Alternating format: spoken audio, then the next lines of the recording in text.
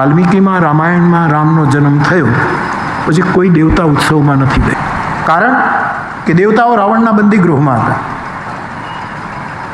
હવે દેવતાઓ રામના જન્મના ઉત્સવમાં જો જાય, 1 મહિના સુધી ઉત્સવ ચાલે, અને એમાં જો દેવતાઓ જાય અને રાવણનું ગુપ્તચર વિભાગ જો રાવણને કહી દે કે જે દેવતાઓ કેદમાં છે, બંદીખાનામાં છે, એ તો તમારો વેરી જન્મ્યો, એના ઉત્સવમાં 1 મહિનાથી નાચે કૂદે છે, તો દેવતાઓનું આવી બને. એટલે ઇન્દ્ર દ્વારા એક પ્રસ્તાવ આવેલો કે રામના જન્મ વખતે આપણામાંથી કોઈએ જવાનું નહીં.